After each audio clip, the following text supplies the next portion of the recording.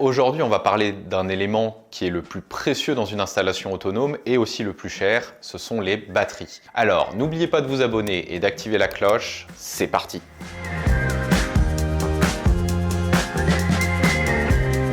Lorsque vous êtes en site isolé, que vous soyez dans un chalet, dans un véhicule, en bateau ou peu importe, vous avez toujours besoin d'une batterie qui permet de stocker l'énergie et la restituer quand vous le souhaitez. Pour les batteries stationnaires, on distingue deux grandes familles. Ce sont d'un côté les batteries plomb et de l'autre les batteries lithium. Dans la famille des batteries plomb, on retrouve deux types de batteries, les batteries ouvertes avec entretien et les batteries étanches sans entretien. C'est sur cette deuxième catégorie de batteries que MyShop Solaire a décidé de se concentrer, les batteries sans entretien plus facile à utiliser. L'une des technologies les plus répandues sur le marché sont les batteries AGM. Il s'agit d'une électrolyte liquide renfermée dans de la fibre de verre et donc ça s'appelle AGM pour Absorb Glass Material en anglais. Cette composition lui confère des propriétés de batterie dite de semi-traction. En clair, c'est une batterie à décharge lente qui a la patate. Elle est donc faite pour les appareils à fort appel de courant, c'est-à-dire les pompes, les surpresseurs, etc. Elle se rapproche donc d'une batterie de démarrage qui a un courant de charge fort, mais une durée de vie limitée. La durée de vie d'une batterie AGM est d'environ 3 ans pour 30% de décharge, là où une batterie gel aura une durée de vie de 4 à 5 ans pour la même profondeur de décharge. Il existe les batteries plomb-carbone, dont la chimie interne est soit AGM ou gel, comme précédemment exposé, mais sur l'électrode de plomb, on vient rajouter une fine couche de carbone, ce qui lui confère d'autres propriétés. Cet ajout a de nombreux avantages. Les batteries se dégradent beaucoup moins vite, elles durent entre 4 et 5 ans pour une profondeur de décharge plus importante, de l'ordre de 50% quotidiennement, et en plus, elles sont moins impactées par de forts courants de charge et de forts courants de décharge. Les batteries plomb-carbone constituent alors la meilleure solution en dehors des batteries lithium. Et nous allons d'ailleurs parler de ces batteries lithium. Les batteries lithium, vous le savez, aujourd'hui sont de plus en plus répandues car elles répondent à de nombreux besoins avec leurs avantages. Elles sont beaucoup plus durables, une durée de vie en moyenne de 7 ans pour une profondeur de décharge de 80%, des courants de charge élevés, des courants de décharge également très élevés, elles ont un poids réduit et une dimension beaucoup plus compacte. L'avantage par rapport à une batterie plomb, c'est qu'on peut aller plus profondément en décharge, donc l'énergie utile est plus importante. Cela augmente le gain de poids et de place, ce qui est encore plus important pour les véhicules et le bateau.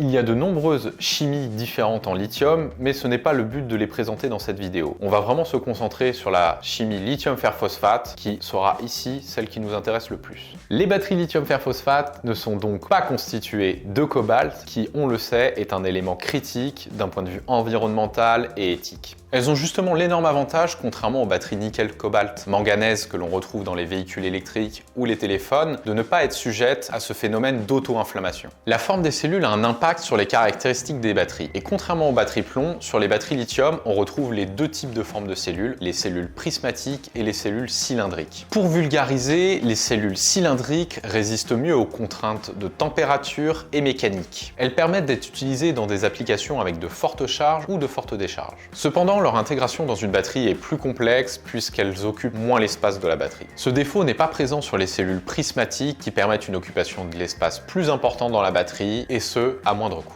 Autre avantage des cellules prismatiques, c'est d'avoir un assemblage simplifié et donc plus d'énergie disponible pour un faible poids. Néanmoins, elles sont plus sensibles aux déformations mécaniques et à la variation de température. Le choix du type de cellule joue sur la qualité de la batterie et donc c'est un des éléments qui différencie une batterie bas de gamme d'une batterie haut de gamme.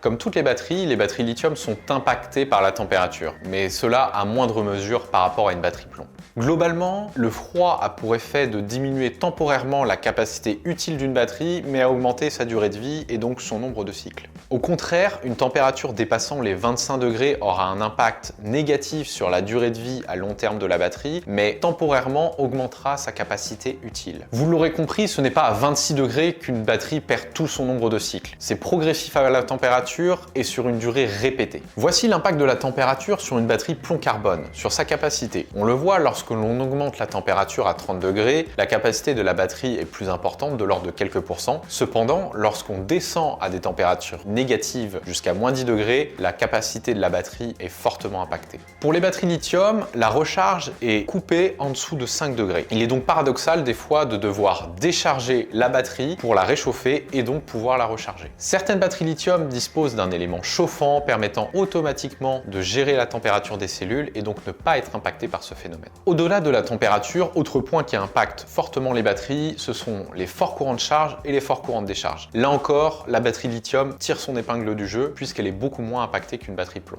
Pour les batteries lithium, il est possible de recharger à 1C, c'est-à-dire un courant de charge de 100 A pour une batterie de 100 Ah. Pour les batteries plomb, on est beaucoup plus limité puisque le courant de charge admis est plutôt de l'ordre de 20% de la capacité, c'est-à-dire 20 A pour la même batterie de 100 Ah. Le courant de décharge influe sur la capacité utile disponible dans la batterie, c'est-à-dire que plus on la décharge fort, moins on a de durée de vie. On peut donc retrouver la capacité de la batterie en fonction de sa durée de décharge. Généralement, on parle de capacité utile à C20, c'est-à-dire que l'on décharge la batterie pendant 20 heures. Mais si on décharge la batterie pendant 1 heure, la capacité n'est plus du tout la même. Vous pouvez voir ici l'impact de la durée de la décharge sur la capacité de la batterie. À 20 heures, on a une capacité utile qui est normale, celle donnée par le fabricant. Si on décharge la batterie beaucoup plus rapidement en 1 heure, on perd environ 40% de capacité utile dans la batterie. La batterie lithium, quant à elle, peut être déchargée en 1 heure en ayant la même capacité utile que la capacité annoncée. En ce qui concerne l'entretien des batteries, comme je vous le disais précédemment, les batteries à décharge lente fermée ne nécessitent pas d'entretien. Cependant, les batteries plomb ont besoin d'être rechargées régulièrement pour maintenir une bonne durée de vie. Il est conseillé de les recharger au moins une fois par semaine et lorsqu'elles ne sont pas utilisées et stockées, au moins une fois par mois. Ces batteries sont impactées par une charge partielle, contrairement à une batterie lithium qui peut être utilisée et stockée à une charge de 60% sans problème. Pour le stockage, une batterie lithium peut être conservée chargée pendant minimum 1 an à une température stable de 20-25 degrés.